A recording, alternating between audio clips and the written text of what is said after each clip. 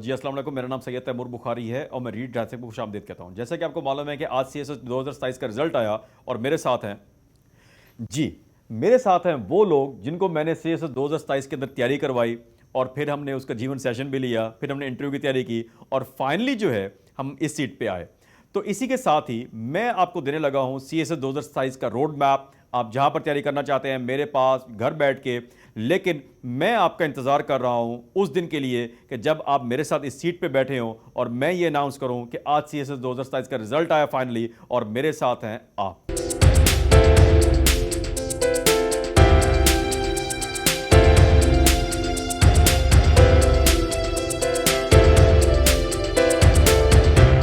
जी finally CSS 2026 की तैयारियां complete हो गई और आज हम बात करेंगे सीएसएस 2027 के बारे में, उसकी प्रिपरेशन के बारे में और उसके रोड मैप के बारे में। हर साल की तरह ये रोड मैप भी एक नया रोड मैप आया। इसके अंदर कुछ हमने चीज़ें सीखी, आपको जाना, आपको देखा कि आपके अंदर क्या एबिलिटीज़ हैं, कैसे चेंज हो रही हैं, लोग कैसे, जनरेशन चेंज हो गई और जनरेशन जी जो है वो ज़्यादा आना शुरू हो गई और जो मिलेनियल्स थे उनकी तादाद कम होना शुरू हो गई। तो फिर हमने रिसर्च की, हमने कुछ आदतें देखी, कुछ ट्रेड्स देखे, कुछ हैबिट्स देखी जो इतने सालों से जो मेरे स्टूडेंट्स टॉपर्स आ रहे थे उनके अंदर हमने देखी। तो उनको बेहतर करने के लिए और उन चीज़ों को ज़्यादा अच्छा और मौसर बनाने के लिए मैं आपके लिए अभी स्ट्रेटेजी लेके आया सीएसएस 2027 का जो रोड मैप है उसके हवाले से। पहले तो बात करते हैं उन क्वालिटीज की कि जो आपको 80% उन लोगों में नजर आएंगी जो कि मिलेनियल्स थे और आज तक वो सीएसएस जो है वो क्वालिफाई कर चुके हैं। उनमें थोड़ी सी तादाद जनरेशन जी की भी है। मैं ये दो टर्म्स क्यों यूज कर रहा हूं, क्योंकि मैंने पिछले एक साल में अभी से जब देखा कि जब जनरेशन जी जो है वो ज्यादा आना शुरू हुए तो उनकी पर्सनैलिटीज डिफरेंट है, उनके एप्टीट्यूड डिफरेंट है, उनके एटीट्यूड डिफरेंट है, उनका मिजाज डिफरेंट है। तो उनकी स्ट्रेटेजी पहले वाली कैसी हो सकती है, लेकिन कुछ हैबिट जो है वो हमारे जो है ना वो कुछ ऐसी होती हैं कि जो आपको लाजमी होनी चाहिए। उनमें क्या था जी, पहली बात तो ये है उन हैबिट्स के अंदर तो हमारे पास जो सबसे बड़ी चीज है वो है कंसिस्टेंसी। यानी जिस इंसान के पास कंसिस्टेंसी आ गई तो वो जो है कोई भी जिंदगी का एग्जाम जो है, कंपैरेटिव एग्जाम है या अदरवाइज जिंदगी का एग्जाम जो है वो क्वालिफाई कर जाते हैं फ्लाइंग कलर्स के साथ। मिसाल देता हूं, अब आप जब मेरे पास आते हैं तो सबसे बड़ा सवाल ये होता है कि मैं सीएसएस या पीएमएस या कोई भी कंपैरेटिव एग्जाम कर सकता हूं या कर सकती हूं, क्यों नहीं कर सकते? आप कहते हैं कि मेरे पास जो है ना तो कोई अच्छी डिग्री, ना कोई बोर्ड की पोजीशन, ना मेरी अंग्रेजी ठीक, ना मेरी हैंड राइटिंग ठीक, तो क्या मैं कर सकूंगी या कर सकूंगा? उसका जवाब सुनिए। मेरे पास एक कैंडिडेट आया और उसने मुझे पहले लिख के दिखाया। मेरे पास जो आते हैं आपको पता है कि मैं उनको कहता हूं कि मुझे लिख के दिखाइए, why do I want to join civil service of Pakistan. और जब उनके अंदर मैं उनकी ग्रामर देखता हूं या कुछ बेसिक चीजें देख लेता हूं तो मुझे आइडिया होता है कि यार इसके अंदर पोटेंशियल है या नहीं है। तो जब मैंने उसकी जो है ना असाइनमेंट चेक की तो मैंने चेक करते हुए बहुत ज्यादा रेड जो है ना वहां पे उसके निशान लगा दिए रेड पेन के साथ। और मुझे लगा कि यार, दिल में सोचा कि यार इसको कैसे कहूं कि तुम सीएसएस ना करो, लेकिन उसकी आंखों में चमक थी, उसकी आंखों में बहुत ज्यादा जो है ना कमिटमेंट मुझे नजर आई। मुझे लगता था कि शायद नहीं होगा, लेकिन जिंदगी जो है फास्ट फॉरवर्ड हुई और विद इन 2 ईयर्स, 2 सालों के अंदर अंदर उस कैंडिडेट ने मुझे सीएसएस पीएमएस के अंदर आउटस्टैंडिंग परफॉर्मेंस देके दिखाई and now he is serving as an officer. यानी उसने मेरी जो परसेप्शन थी उसको डिफाई कर दिया। तो उस दिन के बाद मैंने लोगों के बारे में सोचना छोड़ दिया कि अगर वो आज किसी स्टेज पर हैं तो वो कल किसी और स्टेज पर पहुंचेंगे नहीं पहुंचेंगे। मैंने ये प्रेडिक्ट करना खत्म कर दिया और मैंने सिर्फ और सिर्फ लोगों को कहा कि मेहनत करें। सीएसएस है, पीएमएस है, 1 पेपर टेस्ट है या जो भी आपके एफएससी है, ओए लेवल्स हैं, आप मेहनत करें, कंसिस्टेंट रहें एंड लीव द जो आपका जो रिजल्ट है वो अल्लाह ताला की तरफ छोड़ दीजिए। फिर देखिए कि फिर देख खुदा क्या करता है। आप देखेंगे कि मिरेकल्स डू हैपन, कि आपकी तैयारी अगर कम भी होगी तो आपको हो जाएगी, लेकिन आपकी नीयत साफ हो और कमिटमेंट हो। तो पहली बात तो है कमिटमेंट, आपकी कंसिस्टेंसी जो है वो मैटर करेगी। और दूसरी चीज जो एबिलिटी मैंने देखी, सबसे बड़ी बात जो उनके अंदर देखी ऐसे कैंडिडेट्स के अंदर जो क्वालिफाई कर जाते हैं और जो 2027 के लिए आपको कल जो है ना जनवरी के से स्टार्ट करेंगे आप, वो ये है कि आपको कोई डिस्ट्रैक्शन नहीं है। आपकी इस जर्नी के अंदर बहुत सारे लोग आएंगे, वो आपको आकर कहेंगे कि यार इस दफा पेपर ना दो, अभी ना करो, कब करो। अगर आपने डिसीजन ले लिया, once you have made a decision then stick to it, once decided should be enough. ये नहीं कि बार बार सोचते रहे ये कर लूं वो कर लूं। एक दफा कर दिया, अब पेपर दीजिए, पेपरों के बाद सोचेंगे बाकी क्या चीजें करनी है। अच्छा, बाकी जो दो क्वालिटीज हैं वो मैं आपको एंड पे बताऊंगा, उसकी रीजन आपको वीडियो को देखने के बाद समझ में आएगी। और अभी हम बात करते हैं एकेडमिक एक्सीलेंस के बारे में कि एकेडमिकली आपके अंदर क्या एबिलिटीज होनी चाहिए। तो आइए जरा पहले डिवीजन करते हैं अपने सब्जेक्ट्स की, जो कि है हमारे पास 600 के कंपल्सरी सब्जेक्ट्स हैं और 600 के ऑप्शनल्स हैं। जो कंपल्सरी सब्जेक्ट्स हैं, हमारा पहला पेपर जो स्टार्ट होगा वो स्टार्ट होगा एसए से। दूसरा पेपर आता है प्रेसियन कंपोजिशन का। 3 फिर जीके के पेपर हैं, general knowledge 1 general science and ability, general knowledge 2 जो है करंट अफेयर्स है, और जनरल नॉलेज 3 जो है वो हमारा पाकिस्तान अफेयर्स है। ये बात जहन में रखिएगा कि इन तीनों पेपर्स के मिलाकर 300 नंबर हैं और आपको तीनों पेपरों में 120 नंबर लेने हैं। यानी अगर आपके जनरल साइंस एंड एबिलिटी में 0 मार्क्स हैं और दोनों पेपरों के अंदर करंट अफेयर्स पाकिस्तान अफेयर्स में 60 मार्क्स ईच आ जाएं तो आपके 120 नंबर बन जाएंगे, तो आप फिर भी पास होंगे। तो इसको इसके मुताबिक तवज्जो देंगे। और फिर है जी 100 नंबर की इस्लामियात, जिसके अंदर आपको 40 नंबर लेना जरूरी है। तो एसए में भी 40 नंबर लेना जरूरी, प्रेसियन कंपोजिशन में भी 40 नंबर लेना जरूरी, और इस्लामियत में 40 नंबर लेना जरूरी। और जीके के 3 पेपर्स के अंदर आपको 120 नंबर लेने हैं। ये है जी एफपीएससी का रूल्स। और keeping in view this rule हम अपनी जो है ना जर्नी का आगाज करते हैं। फर्स्ट थिंग फर्स्ट, एसए के बारे में। एसए के बारे में पहले तो मैं आपको लिंक लगा दूंगा या आप कमेंट कर दीजिए। हम आपको जो है ना एसए की एक रिपोर्ट जो है वो आपको पढ़ना जरूरी है। मेरे पास आने से पहले जो है आप वो रिपोर्ट पढ़ के आइए, पहले देखिए कि एग्जामिनर आपसे डिमांड क्या कर रहा है। आप देखिए, आप जो है यहां पर मेरी वीडियो देख रहे होंगे, मेरी वीडियो देखेंगे, XYZ की वीडियो देखेंगे, इतनी रिसर्च की हुई है आपने, इस चीज एको चैम्बर में चले गए, वहां पर आपने देखा इंफॉर्मेशन बबल के अंदर आपको बहुत ज्यादा इंफॉर्मेशन आना शुरू हो गई। और आपको जो मसला आया वो लैक ऑफ इंफॉर्मेशन का नहीं बल्कि ओवर इंफॉर्मेशन का था। वो बेहतर इंफॉर्मेशन कैसी थी, तैमूर की या XYZ की? तो हम ना तैमूर को देखते हैं ना XYZ को देखते हैं। तो पहले देखेंगे हम एग्जामिनर की रिपोर्ट कि एग्जामिनर की रिपोर्ट क्या कहती है। ये वो एग्जामिनर्स हैं जिन्होंने सीएसएस के एग्जाम के अंदर एसए का पेपर बनाया भी और चेक भी किया और आपको बताया कि how to write a better essay. क्या उसमें थीसिस स्टेटमेंट होती है, नहीं होती, एनेक्डोट लगाना चाहिए, कोटेशन स्टार्ट कर सकते नहीं कर सकते। तो तमाम एग्जामिनर रिपोर्ट का जब क्रक्स पढ़ेंगे तो उसका क्रक्स मैं आपको बताता हूं। निचोड़ ये है कि आपका सबसे पहले जो है वो ग्रामर ठीक होनी चाहिए, यानी सिंटैक्स। सिंटैक्स कहते हैं बेसिक सेंटेंस स्ट्रक्चर को। I go to school, he goes to school. अब यकीन जानिए इस बात को जो पेरेंट्स सुन रहे हैं उनको भी, और स्टूडेंट्स भी जानते हैं इस बात को कि मैं जब मेरे पास पहली दफा बच्चा आता है तो 90% प्लस बच्चा जो है इनका सेंटेंस स्ट्रक्चर ही ठीक नहीं है। आपका कसूर नहीं होगा, लेकिन हमारे एजुकेशनल सेक्टर का तो कसूर है कि ऐसे लोगों को ग्रेजुएशन की डिग्री कैसे दे दी आपने। लेकिन हकीकत यह है कि वो आ गए। अब जब वो आते हैं तो हमें स्टार्ट कहां से करना पड़ेगा, हमें उनके लिए डिफरेंट स्ट्रेटेजी बनानी पड़ेगी, हमें उनको एक्स्ट्रा क्लासेस देनी पड़ेंगी, हमें उनको अलग से अंग्रेजी पढ़ानी पड़ेगी। आप जिसके पास जाएंगे सीएसपी ऑफिसर के पास, पुरानों के पास, तो नए के पास, वो कहेंगे जी अखबार पढ़ें। अच्छा अखबार पढ़ें यार, आपको पढ़ना नहीं आता, आपको लिखना नहीं आता अपनी डेली रूटीन। अभी आप पेन उठाइए, पेपर और पेन उठाइए और ऑनेस्टली आप सुबह की डेली रूटीन जो भी आपको है वो लिखिए। 15 से 20 मिनट देखिए कि क्या आप अपनी डेली रूटीन लिख पाते हैं, क्या आपकी कोई ग्रामेटिकल मिस्टेक है या नहीं है। किसी भी टीचर से चेक कराइए तो आपको जानकर हैरानी होगी कि आपकी ग्रामेटिकल मिस्टेक्स होंगी, आपकी हैंडराइटिंग भी प्रेजेंटेबल नहीं होगी, और आपका जो है ना वहां पे सिंटैक्स के अलावा और भी बहुत सारे स्पेलिंग के भी इश्यूज होंगे। तो इसका मतलब यह है कि हमें अखबार पढ़कर क्या फायदा मिलेगा। अखबार पढ़ने पे भी मैं आऊंगा जी करंट अफेयर्स के ऊपर, जो सबसे ज्यादा जो है ना हमने उसको बनाया हुआ है, एक हवा सा बना दिया, और हमें लगता है करंट अफेयर्स जो है ना वो 1200 नंबर्स हैं। तो पहला बेबी स्टेप जो है, देखिए इंसान पैदा होता है तो पहले बेबी स्टेप की तरह पहले क्रॉलिंग करेगा, फिर बेबी स्टेप लेगा, चलना सीखेगा, दौड़ना सीखेगा, फिर प्रैक्टिस करेगा और फिर जो है ना एथलीट बनेगा। और आपको क्या कहते हैं कि बेचा पैदा हुआ है, आपको एथलीट पे दौड़ना शुरू कर दिया। You can not do that. जहन से ये निकाल दीजिए। तो पहला काम यह है कि आपकी ग्रामर ठीक करनी है, 0 से ठीक करनी है। सीएसएस 2027 का पहला बेबी स्टेप जो है वो आपका sentence structure, syntax, basic sentence structure जो है उसको ठीक करना है। और वो कैसे ठीक होगा, वो हम उसकी एक्स्ट्रा क्लासेस लेंगे जिनको जरूरत होगी, और जिनकी जरूरत नहीं है उनको एक्स्ट्रा क्लासेस लेने के लिए उनका टाइम का ज़िया होगा। तो मेरे पास जब आएंगे आप तो यहां पर आपको 2 किस्म की क्लासेस मिलेंगी। एक तो बेसिक मैं भी पढ़ा रहा हूं, और जिनकी वीक है उनको एक्स्ट्रा क्लासेस लेकर हम उनके बेसिक्स पे काम करेंगे। और उसके बाद हम अंग्रेजी की दोनों पेपर जो है वो मैं पढ़ा रहा हूं, तो वहां पर हम प्रेसी भी करेंगे, ट्रांसलेशन भी करेंगे और कॉम्प्रिहेंशन भी करेंगे। लेकिन उसके साथ साथ हमने सिंटैक्स भी करना है, हमने टेंसेस भी पढ़ने हैं, एक्टिव वॉइस पैसिव वॉइस भी पढ़ने हैं, नरेशन भी करनी है, पंक्चुएशन भी करनी है, एनालॉजी भी करनी है, ग्रामर भी करनी है,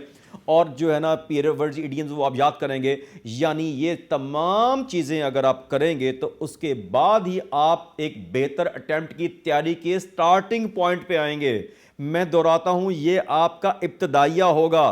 कहा जाता है कि Rome wasn't built in a day, and you know कि 1000 mile journey starts with the first step. तो 1000 माइल का जर्नी का जो पहला स्टेप है सीएसएस या पीएमएस के अंदर, वो है आपकी ग्रामर और आपका सिंटैक्स, सेंटेंस स्ट्रक्चर। और अब आप मुझे जवाब दीजिएगा लाजमी इसका वीडियो को, मेरी बात ये सुनने के बाद, कि आपको लगता है कि आपका सिंटैक्स स्ट्रक्चर, सेंटेंस स्ट्रक्चर और बाकी नॉलेज इतना ठीक है कि आप अखबार पढ़ें। अभी हम अखबार नहीं पढ़ेंगे, अभी के लिए तो हमने अपना सेंटेंस स्ट्रक्चर ठीक किया। आइए अब नेक्स्ट स्टेप पे चलते हैं जी। अब आते हैं जनरल नॉलेज के 3 पेपर्स की तरफ। आइए जरा क्वांटिफाई करते हैं। जेन जी जो है वो इंपीरिकल ज्यादा है, उनको जो है ना ज्यादा रिसर्च चाहिए होती है। तो आइए जरा इंपीरिकल डाटा लेते हैं। अगर आप जाकर डाटा देखें तो आपको पता चलेगा कि 98% जो लोग हैं वो एसए और प्रेसी में फेल हो जाते हैं, जो मैं आपके बात कर चुका हूं, राइट। और अब आते हैं जीके के 3 पेपर्स के ऊपर। जाकर देखिए और सवाल कीजिए, जो भी आपको कहे कि करंट अफेयर्स के लिए मुझे अखबार पढ़ने का कह रहे हो, सारा दिन मैं अखबार पढ़ता रहूं या पढ़ती रहूं, तो उसके अंदर जीके के अंदर फेलियर रेट जो है वो तो लेस देन 5% है, और उसका सक्सेस रेट वो 95% प्लस जो सक्सेस रेट है, 120 प्लस तो ले ही जाते हैं। आइए वो क्यों ले जाते हैं और वो चाहते क्या हैं आपसे, वो कहते क्यों हैं? आइए इन बातों को बारी बारी जवाब देते हैं। देखिए, general science and ability, general ability और जनरल साइंस 2 पेपर्स हैं, 2 डिफरेंट सब्जेक्ट्स हैं, जिनको इकट्ठा करके उन्होंने 50-50 मार्क्स का दे दिया। आपके जो ऑब्जेक्टिव होते हैं उसमें 50% जो परसेंटेज होती है जी उन दोनों की। अब जनरल एबिलिटी जो है, जिसको मैथ्स कहते हैं, अक्सर लोगों का वीक होता है। हम डिटेल में पढ़ेंगे। तो पहला मेरा जवाब दीजिए, आपको करंट अफेयर्स जो है या आपका अखबार पढ़ना जो है, आपको उसमें क्या जनरल एबिलिटी में क्या आपकी हेल्प करेगा, असिस्टेंस करेगा। फिर जनरल साइंस, मुझे बताइए अखबार पढ़ना आपका क्या जनरल साइंस में आपको हेल्प करेगा, राइट। अब जनरल साइंस, उसके बाद जो है ना आप जनरल साइंस अलग से पढ़ेंगे। जनरल साइंस जो है उसके सोर्सेज जो हैं आप कहीं से भी पढ़ लीजिए। सेल का स्ट्रक्चर जो है कहीं से पढ़ लीजिए, सोलर सिस्टम कहीं से पढ़ लीजिए, कोई भी तैयार कर लीजिए। सीएसएस का सिलेबस डाउनलोड कीजिए, जनरल साइंस और जनरल एबिलिटी अलग से तैयार करेंगे, 100 नंबर का है, and one of the highest scoring subject जो है आपका मेरिट में भी आपको ऊपर ले जाएगा। लोगों के 60s में आ रहे हैं, आप 80s में लेके चले जाइए। तो अब आपका क्या होगा कि आपने अपने नंबर हाई कर दिए। अब आते हैं जी करंट अफेयर्स के बारे में, जो कि मोस्ट जो है ना फियर्ड सब्जेक्ट है। और फियर क्यों है कि डॉक्टर ने बनाया हुआ है कि बहुत बड़ा डराते हैं आपको। यहां के सीएसएस के डॉक्टर्स बने हुए हैं, सो कॉल्ड जो है अताई जो हैं, वो क्या कहेंगे आपको, करंट अफेयर्स करें, करंट अफेयर्स करें। पढ़ें करंट अफेयर्स, अच्छा पढ़ें, लेकिन उतना पढ़ें जितना जरूरत है। 12 सब्जेक्ट्स हैं, 100 नंबर का है। 1/12 जो पोर्शन है आपका टाइम का और आपकी एनर्जी का, आपके माइंड का, वो देना चाहिए आपको करंट अफेयर्स को। और करंट अफेयर्स कहते हैं जी हर पेपर पे अप्लाई हो जाएगा। पंजाबी पे अप्लाई करके दिखाइए मुझे, इन्वायरमेंटल साइंस पे अप्लाई करके दिखाइए मुझे, उसके बाद जो है ना आपका मुझे यूरोपियन हिस्ट्री में करके दिखाइए मुझे। अखबार में कितने यूरोप के वहां पर जो है ना आपकी करंट कंटेम्प्रेरी चीजें आ रही होंगी, या ब्रिटिश हिस्ट्री के अंदर, या आप किसी और सब्जेक्ट पे अप्लाई कर लीजिए। या मुझे जेंडर के ऊपर 2-4 सवाल आ जाएंगे, लेकिन जेंडर के थ्योरेटिकल पर्सपेक्टिव तो नहीं होगा उसके अंदर, ठीक है जी। तो आपको जो है, जो डिस्ट्रैक्शन जो है सबसे बड़ी जो है शुरू में, मैं दोबारा दोहरा रहा हूं, मैं अखबार पढ़ने से मना नहीं कर रहा, लेकिन मैं शुरू में अखबार पढ़ने से मना कर रहा हूं। जब सिलेबस कंप्लीट करेंगे फिर अखबार पढ़ेंगे। अब करंट अफेयर्स कैसे पढ़ें? देखिए, पहले आपको बैकग्राउंड नॉलेज चाहिए। आप आज पढ़ लेते हैं गजा इजराइल के बारे में, आजकल क्या हो रहा है, कल क्या होगा, परसों क्या हुआ, यस्टरडे क्या हुआ, पिछले महीने क्या हुआ। लेकिन जब तक आपको बेल्फोर डिक्लेरेशन का नहीं पता, 1948 की ज्यूइश सेटलमेंट का नहीं पता, अरब इजराइल वॉर 1967 का नहीं पता, तो आपको कुछ भी नहीं पता हो सकता। बैकग्राउंड पढ़िए, उसके बाद आपको पता चलेगा। आप कहते हैं कि यूके और यूएसए, रशिया और यूक्रेन की वॉर को ब्रोकर कर रहा है यूएसए। तो अगर आप सिर्फ जो है ना 35 ईयर्स पहले चले जाइए, तो आप देखेंगे कि किस तरह यूएसए और यूएसएसआर की जो कोल्ड वॉर चल रही थी, दैट कल्मिनेटेड इन 1991, जब डिसइंटीग्रेशन ऑफ यूएसएसआर हुई और रशिया बना। उनके क्या रीजंस हैं? यूक्रेन और जो रशिया थे, ये क्या पहले एक रियासत थे, अब बाद में क्या हो गए, लड़ाइयां क्यों है? बैकग्राउंड पहले जानिए। बैकग्राउंड आपको पूरे के पूरे यूट्यूब पे पड़ा हुआ है, आपके हर जगह पड़ा हुआ है। पहले वो पढ़ेंगे तो आप अखबार पढ़ेंगे सर। तो आपको बेसिक्स पढ़नी है करंट अफेयर्स के लिए, आपको बैकग्राउंड पढ़ना है। तो आप जब तक वो चीज नहीं करेंगे, आपको अभी पढ़ने की जरूरत नहीं है। उसके बाद आते हैं पाकिस्तान अफेयर्स के ऊपर। पाकिस्तान अफेयर्स के अंदर आपके पास जो है, आप देखेंगे कि आपको हिस्ट्री वाला पोर्शन बचपन से पढ़ते आए वही पढ़ेंगे, और उसके जो करंट इश्यूज हैं वो हम जब हमारा बैकग्राउंड हो जाएगा उसको हम तैयार कर लेंगे।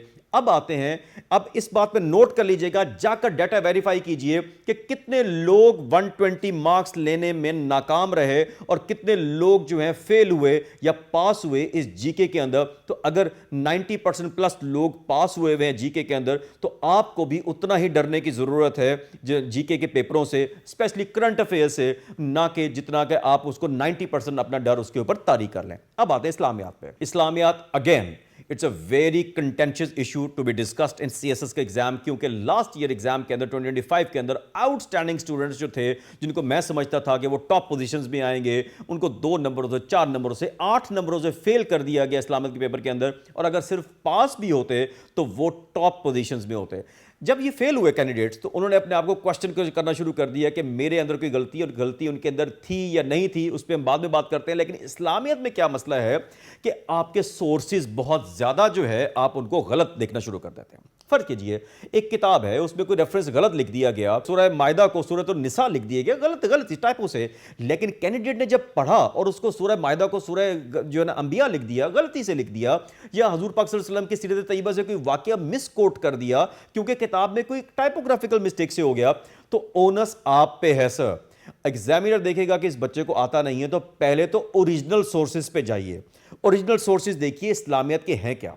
फिर इस्लामियत को उर्दू अंग्रेजी में करने के लिए पहले अपनी हैंड राइटिंग देखिए, क्योंकि आपका रिटन का एग्जाम है और आपको जो है ना लिखना पड़ेगा किसके अंदर, उर्दू के अंदर या अंग्रेजी के अंदर। तो प्रेजेंटेशन जिसमें अंग्रेजी की आपकी हैंड राइटिंग बेहतर होगी उसके मुताबिक करेंगे ना आप, ठीक है ना जी।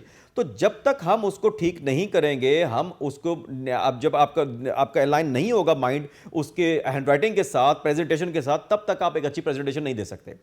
और सबसे बड़ा मसला इस्लामियत में क्या है कि आपने रटी रटाई किताबें ली, उनको रट्टा लगा के लिख दिया, लेकिन आपको करना यह था इस्लामियात के अंदर कि इस्लामियात का जो पेपर था उसको, सवाल को स्टार्ट करना कैसे था कि जैसे आपने उसको जवाब दे रहे हैं, और जवाब के अंदर आपने जो है करना यह है कि उसको वेल निट करना है अपने जो कुरानिक आज जो हमारी आयात हैं, उसके बाद अहादीस के साथ और सीरत तैयबा के साथ, इन तीनों चीज़ों को मिलाकर आपने इस्लामियत के टॉपिक्स को तैयार कर रहा है सर।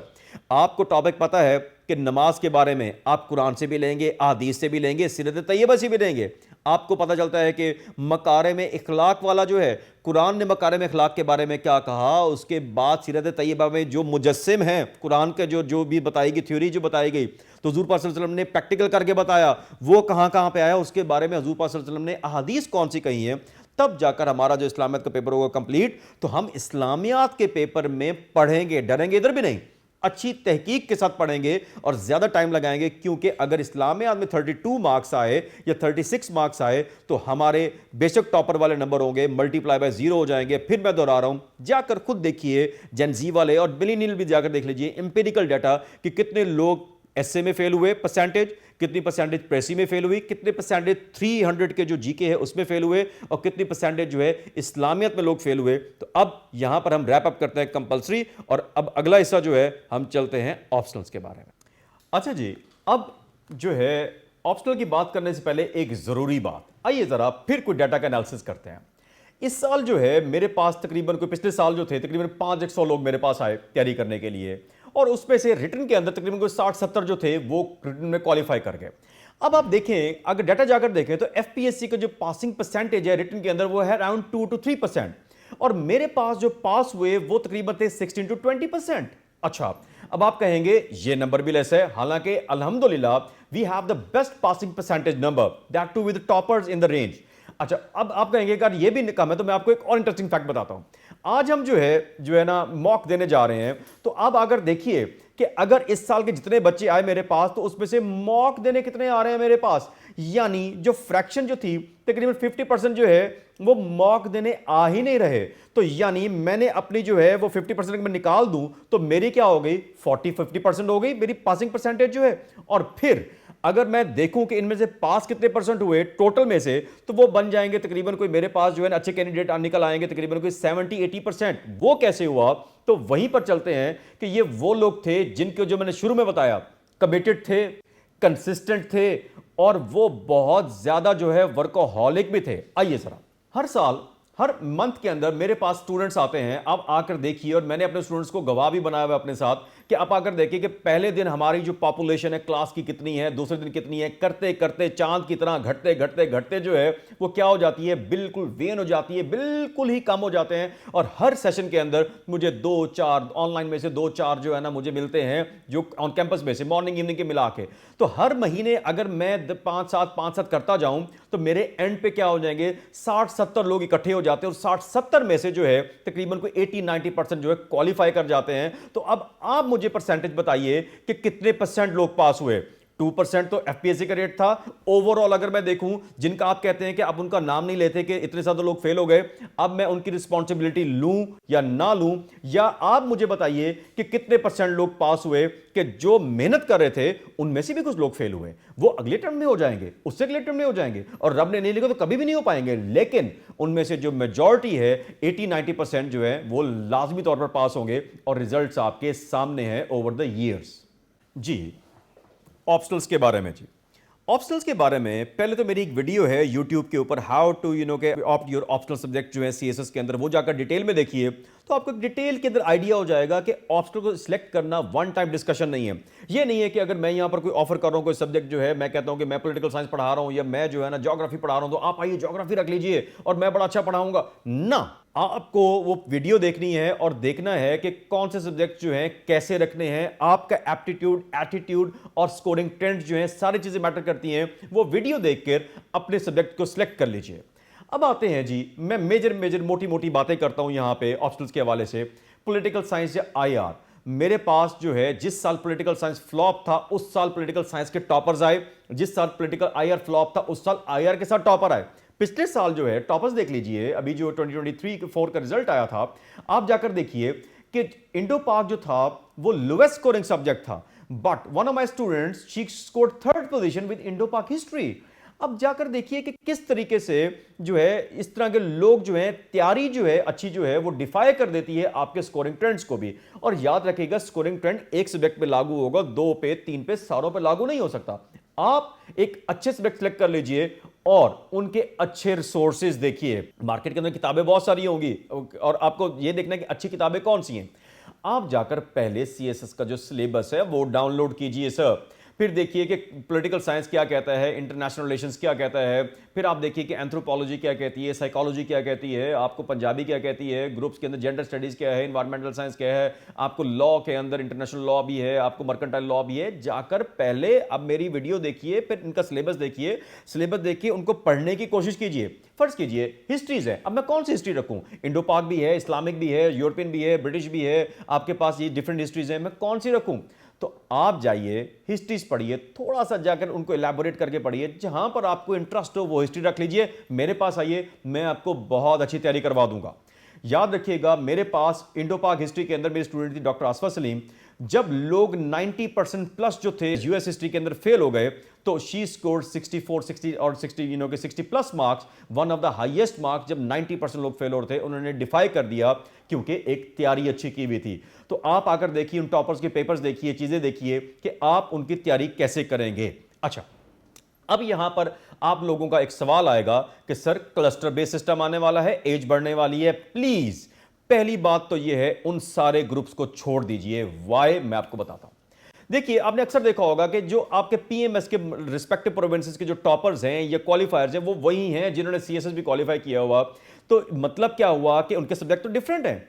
मतलब यह है कि उन्होंने कोई स्किल सेट डेवलप किया, राइटिंग स्किल्स डेवलप की, बेसिक्स कंपल्सरी जो थे वो ऑलमोस्ट 90% सेम थे, तो उन्होंने पीएमएस भी आराम से क्वालिफाई कर लिया। तो फर्ज कीजिए, for the sake of discussion, अगर क्लस्टर बेस आया भी तो हम सारा स्किल सेट तो कर चुके होंगे। और अगर आप इसमें बैठे रहे कि कब आएगा, कब होगा, और वो आया साल के आखिर के अंदर और आपका पूरा का पूरा साल जाया हो गया, तो अभी हम वो क्या करेंगे कि जीरो से तैयारी स्टार्ट करके हम उस जगह पर पहुंचे होंगे, 80-90% चेंज हो जाएगा। और अगर cluster base, for the sake of discussion मैं बता रहा हूं, अगर आया भी तो उतना ही डिफरेंस होगा जितना सीएसएस और पीएमएस के जो आपके सिलेबस में डिफरेंस होगा। और आप देखें कि वही टॉपर जो हैं, जो पीएमएस सीएसएस का है, वो पीएमएस के अंदर भी वही पोजीशंस है। अभी देख लीजिए, मेरे काफी सारे स्टूडेंट्स जो हैं वो सीएसएस भी क्वालिफाइड है और पीएमएस भी क्वालिफाइड है। तो अब तैयारी जब स्टार्ट करेंगे तो इसके साथ हम ये अटैच कर लेंगे। अब आते हैं हम कुछ बातें नोट्स मेकिंग के बारे में। याद रखिएगा, कोई भी, मैं मुझ समेत, अगर कोई आपको कहे कि मेरे पास आओ और मैं आपको अपने बने बनाए हैंड रिटन नोट्स दे देता हूं या अपने टॉपर्स के नोट्स देता हूं, तो मैं रॉन्ग नंबर हूं। मेरे पास आपने नहीं आना।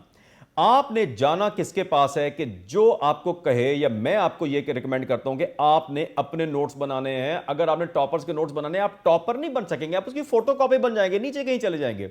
जो टॉपर्स हैं वो अपने नोट्स खुद बनाते हैं, राइट। तो अगर आपने टॉपर बनना है तो आपने सिलेबस डाउनलोड कीजिए, अपने नोट्स खुद बनाइए, उनको मेमोराइज कीजिए, और उसके बाद जो है आपने उनको तैयारी कैसे करनी है। तो आइए जरा अब आखिरी बातें, कि बिफोर मैं कंक्लूड करूं, कुछ बातें कि यहां पर तरीकाकार क्या होगा मेरे पास आपको तैयारी करने का। मेरे पास आएंगे, मैंने जो मेरा 15 साल का एक्सपीरियंस जो है वो मैं आपको अपना बताऊंगा कि मैंने कैसे पढ़ाया। उसके हवाले से मैंने इस साल नई चीज़ें भी ऐड की हैं, बहुत सारी चीज़ों को रीवैम्प किया, बहुत सारी चीज़ें जो नई आई उनको ऐड किया। और अब हमारा क्या होगा कि हमने जो है आप लोगों को, हमारे पास तकरीबन 1 साल से ज़्यादा टाइम पड़ा हुआ है, तो हम आपको आराम से सुकून के साथ हम लेकर चलेंगे, सिलेबस कंप्लीट करवाएंगे, आपको लेक्चर्स देंगे, आपको जो है ना हम डायग्नोस करके देंगे आप कहाँ पे स्टैंड करते हैं, फिर आपका इलाज करेंगे, आपको पढ़ाएंगे, आपको लिखवाएंगे, लेक्चर देंगे, नोट्स बनवाएंगे, तरीकाकार बताएंगे नोट्स बनाने का। नोट्स आप खुद बनाएंगे, फिर हम आपको बताएंगे आपके नोट्स ठीक हैं या नहीं है, फिर आपसे मेमोराइज करवाएंगे, आपसे लिखवाएंगे, पूरा सिलेबस कवर करवाएंगे, फिर हम आपको अखबार भी एंड में पढ़वा देंगे। और फिर जब आप तैयार हो जाएंगे तो फिर हमारा जीवन सेशन शुरू हो जाएगा। और आपने देखा पिछले सालों का रिजल्ट जाकर देख लीजिए, इस साल का, पिछले साल का, और जीवन को अगर आप निकाल देंगे लोगों के उससे, तो आप देखेंगे कि शायद आधी, तकरीबन कोई आधी सीटीपी जो है खाली हो जाए, या आधी से कम जो है सीटीपी खाली हो जाए। क्यों? क्योंकि जीवन जो है वो, उन्होंने जो अपने तैयारी की थी, मेरे पास यहां पर पढ़ा था, जीवन ने उनकी जो राइटिंग थी उनको पुख्ता कर दिया, उनका डर खत्म कर दिया, चीज़ें तमाम जो है ना उनकी अलाइन हो गई, स्पीड ठीक हो गई, तमाम प्रेजेंटेशन बेहतर हो गई, और अल्हम्दुलिल्लाह वो क्वालिफाई कर गए। तो इस तरीके से हम इसको करेंगे। अच्छा जी, अब उन 2 क्वालिटीज़ की बात करते हैं कि जो उन कैंडिडेट्स के अंदर होती हैं, जो मैंने शुरू में कहा था कि मैं आपको एंड में बताऊंगा। पहली बात तो ये है कि वो टाइट लिप थे, वो लेस कंप्लेनर्स थे, उनको लाइफ से भी शायद कम कंप्लेंट्स थी, और वो लेंथी लेबोरियस जो हमारा जर्नी है उससे एग्जॉस्ट होकर रोते तो थे मेरे पास आकर, और लेकिन वो प्रोलॉन्ग नहीं करते थे। अब आप मुझसे पूछेंगे कि मेरा इस जर्नी में रोल क्या है। मेरे डिफरेंट रोल्स हैं, मेरा एक रोल नहीं है। आई मीन कि मैं मल्टीटास्किंग कर रहा होता हूं। एकेडमिक रोल क्या है, मैं आपको एसए और प्रेसी पढ़ाऊंगा, खुद पढ़ाऊंगा। अच्छा, अब इसके बियॉन्ड क्या रोल है कि मैं एकेडमी के अंदर तमाम जो है हमारी फैकल्टी की मीटिंग हुई है, काउंसिल्स की मीटिंग हुई, उनको ट्रेन किया, उनको बताया कि क्या करना है, किस तरह करना है, बच्चे को जो है ना उसको इवैल्यूएट कैसे करना, उसको पढ़ाना कैसे, जो है ना हमारे जो सिलेबस था उसको कवर कैसे कराना, नए टॉपिक्स ऐड किए, वो हमने सारे का सारा मीटिंग्स कर लिए, और हमारी जो है वो गाय बगाए मीटिंग्स चलती रहेंगी। दूसरा रोल ये हो गया। तीसरा रोल जो है, यानी जो लोग आकर मेरे पास आकर उन्होंने बताया कि परेशान हो गए, तो उनकी मेंटोरिंग करना, उनको बताना कि they are the best people, उनको मोटिवेट करना।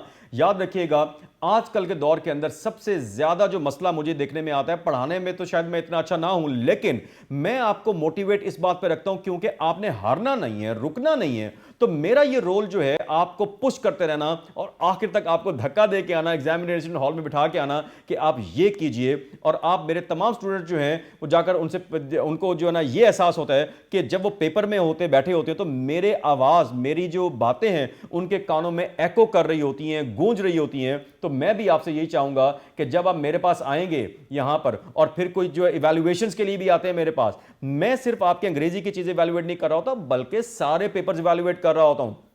मेरे स्टूडेंट्स कहते हैं कि जब आप हमारे किसी क्रिमिनोलॉजी का पेपर है, इंटरनेशनल लॉ का पेपर है, मैंने खुद लॉ किया हुआ है, तो वो कहते हैं कि आप जब कह देते हैं कि ये भी ठीक है, तो हमें लगता है कि we can win the world. तो वो ठीक है का जो आपका सफर है वो लंबा होता है, जर्नी। तो उस लेंथी लेबोरियस जर्नी में भी मैं आपके साथ हूं, और गलत है से ठीक है का और वेरी गुड ये एक्सीलेंट लिखने का जो जर्नी है वहां पर भी मैं आपके साथ होता हूं। तो ये हो गया।